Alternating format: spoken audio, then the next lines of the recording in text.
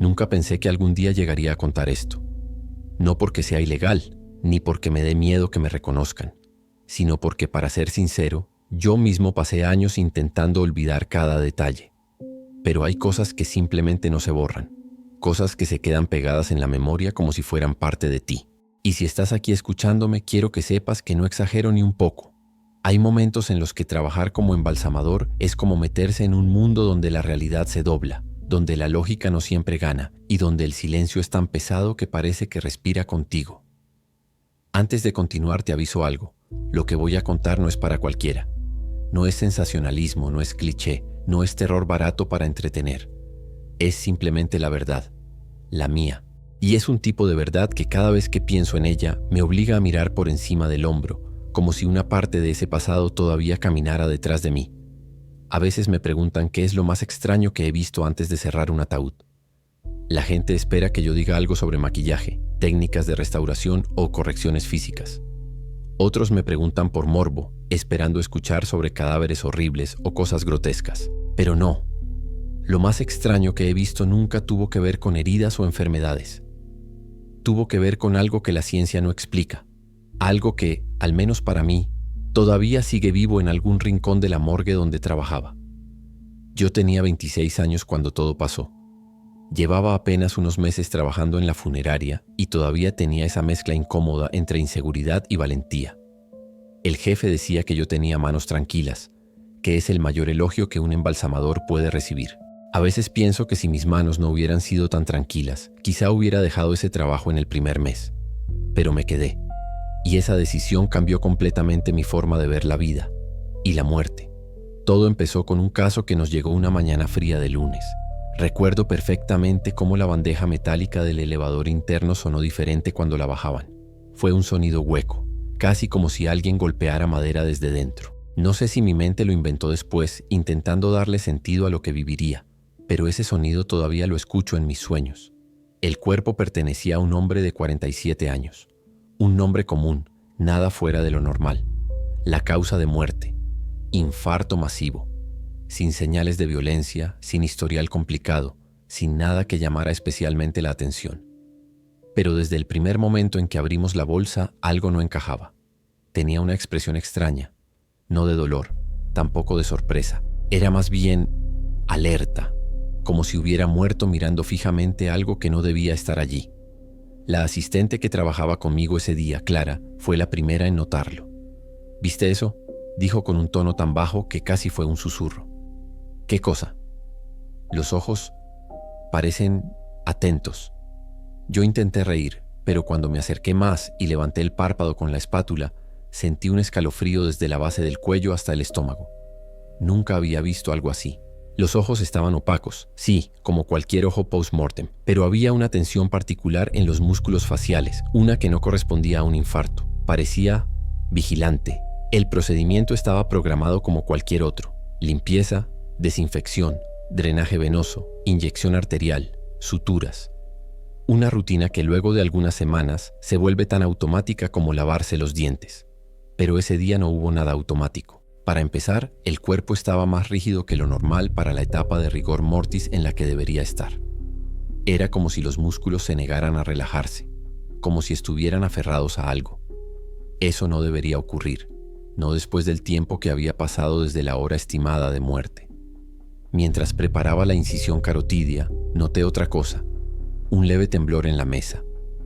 No era la mesa vibrando, era el cuerpo, apenas perceptible, como un microespasmo, pero yo conocía muy bien esos movimientos involuntarios.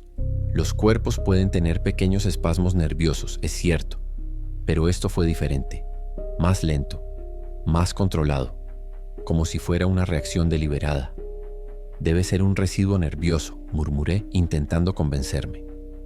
No se siente como eso, replicó Clara, y lo dijo con una seguridad que me heló la sangre. Cuando comencé a circular el fluido arterial, la situación se volvió todavía más extraña. El líquido rojo salía de forma irregular, como si hubiera una obstrucción, pero no la había. Era como si algo estuviera frenando el flujo desde dentro, como si un músculo interno todavía intentara tensarse, resistir. En un momento, mientras ajustaba la cánula, escuché claramente el sonido de un crack. Era el tipo de sonido que se escucha cuando se manipula un hueso rígido, pero yo no estaba tocando ninguno, y cuando miré hacia arriba, hacia el rostro del difunto, lo juro por todo lo que tengo, su expresión había cambiado, solo un poco, sutil, pero había cambiado. Los músculos de la frente estaban más tensos, la mandíbula ligeramente cerrada, y los ojos, aún apagados, parecían enfocarse 1 milímetro más hacia mí. Me aparté de golpe como si me hubieran puesto una pistola en la nuca. «No vuelvas a hacer eso», dijo Clara con un humor nervioso tratando de restarle importancia. «¿Hacer qué?» «Ese salto. Me asustas más tú que el muerto». Yo no me moví. Seguía mirando la cara, buscando una explicación racional. Pero la sensación que tenía en el pecho no era racional. Era la misma sensación que tienes cuando alguien te observa a través de una ventana. Un instinto primitivo, inconfundible. Continuamos el procedimiento aunque los dos estábamos tensos, en silencio. Solo se escuchaba el zumbido del climatizador y el goteo continuo del drenaje, pero había otro sonido también. Uno que no debería existir en una sala de embalsamamiento, una especie de respiración entrecortada, muy, muy baja, como un eco. Lo primero que pensé fue que venía del extractor de aire. Luego pensé que estaba imaginándolo. Pero cuando me giré para buscar la fuente del ruido, Clara me tomó del brazo. «No eres tú», dijo con los ojos abiertos de par en par. «Yo también lo escucho». Y entonces ocurrió lo que me marcó para siempre. Mientras limpiaba el área del tórax, mis guantes tocaron algo debajo de la piel. Algo duro, no como un hueso. Era una presión, un ligero movimiento, como si algo empujara desde adentro. Retrocedí bruscamente. «¿Sentiste esos?», pregunté. «No estoy tocando ahí», respondió Clara. «No, no tú. Él». Los dos nos quedamos paralizados. Y en ese instante algo bajo la piel volvió a moverse, esta vez más fuerte, como si un músculo profundo se contrajera, pero más lento de lo normal, mucho más lento. Deliberado, como un dedo presionando desde adentro del esternón. Un muerto no hace eso, jamás. Ni espasmos nerviosos, ni reacciones eléctricas, nada se parece a eso. Y esa certeza me golpeó como un ladrillo. Eso no era un reflejo. Quise decir algo más, pero en ese instante las luces parpadearon, una sola vez, como un pulso eléctrico. Y justo cuando regresaron a su brillo normal, la boca del cadáver se abrió apenas, como si estuviera inhalando. No fue un movimiento brusco, fue pequeño, suave, lento, pero absolutamente imposible. Clara gritó y retrocedió hasta chocar con el armario de instrumentos. Yo me quedé petrificado sin saber si debía correr, acercarme o simplemente aceptar que estaba perdiendo la cordura. Pero no estábamos locos, porque en ese momento lo escuchamos claramente. Un sonido húmedo como si el aire pasara por una garganta llena de líquido. Una respiración, no humana, no viva, pero una respiración. Yo di un paso atrás. El cuerpo estaba ahí, inmóvil, pero su expresión había cambiado otra vez. Los labios ligeramente entreabiertos, los músculos del cuello tensos, los ojos, aún muertos, alineados de una manera distinta. El cadáver no estaba volviendo a la vida. No era eso. Era como si algo dentro de él todavía se negara a aceptar que estaba muerto. Y lo que pasó después es lo que nunca cuento fuera de este tipo de espacios, lo que ni siquiera mis colegas conocen. Lo que me hizo cambiar para siempre la forma en que veo la muerte y lo que ocurre antes de cerrar un ataúd. Y lo que pasó todavía me persigue. Cuando el cadáver hizo ese sonido, esa falsa respiración, ese eco de algo que ya no debía existir, sentí que la temperatura de la sala bajaba varios grados de golpe. No fue sugestión, no fue miedo, fue físico, real. Sentí el frío trepando por mis brazos incluso a través de los guantes. Clara me miraba como si esperara que yo tuviera la respuesta, pero no había manual, protocolo ni experiencia previa que pudiera prepararnos para eso. Yo intenté mantenerme firme, aunque sentía la garganta cerrada. «Tenemos que detenernos», dije con la voz más firme que pude. «¿Y dejarlo así?», preguntó ella señalando el cuerpo como si temiera que se moviera de nuevo. «No, solo, espera». Me acerqué despacio como si me aproximara a un animal salvaje. El cadáver seguía inmóvil, pero había algo en la postura, un leve cambio en la tensión muscular que no estaba antes. Toqué el esternón con 2 dedos, presionando para verificar. Esta vez nada se movió, ningún espasmo, ninguna contracción, pero había otra cosa. El tórax estaba más tibio que antes. Eso, para mi mente racional, era imposible. El proceso de enfriamiento post-mortem es progresivo y constante. No da marcha atrás. El cuerpo no se calienta de nuevo. Sin embargo, era claro. La temperatura estaba unos grados por encima de lo que debería. Un mal presentimiento me atravesó como un rayo. Sentí el impulso de abrir la puerta y salir corriendo del laboratorio, pero algo en mí necesitaba entender lo que estaba pasando. Necesitaba una explicación. Un embalsamador se acostumbra a buscar patrones, causas, lógica, pero nada de aquello tenía lógica. Tomé el estetoscopio. Nunca se usa en un procedimiento así, nunca. Pero en ese momento yo ya no estaba siguiendo las reglas del oficio. Estaba siguiendo mis instintos. Posé la campana sobre el tórax. No escuché un latido, por supuesto, pero escuché otra cosa. Un sonido interno, sutil, como cuando el aire se desplaza dentro de un tubo húmedo. Era leve, irregular, pero estaba ahí. Un movimiento aéreo donde no debería saber ninguno. El muerto respiraba. No respiraba vida, sino un vestigio mecánico, un eco que no pertenecía a este mundo. Como si algo en su interior todavía hiciera fuerza, no para vivir, sino para no soltarse. Clara ya no estaba llorando, pero tenía las manos cubriéndose la boca. «No deberíamos estar aquí», dijo con voz quebrada. «Lo sé, pero no podemos dejar esto así. ¿Qué quieres hacer?» «Terminar el procedimiento. Lo que sea que esté pasando, terminará cuando el proceso termine. Tiene que hacerlo». Eso fue lo que creí, o lo que quise creer. Encendí la máquina de sutura y procedí a cerrar las incisiones, intentando acelerar lo más posible sin cometer errores. Cada vez que tocaba el cuerpo sentía algo extraño, como si la piel tuviera una tensión viva, una resistencia mínima pero perceptible. No era un cadáver flácido, relajado, listo para la preparación final. Sentía como si una parte de él aún estuviera sujetándose a la materia, a la carne.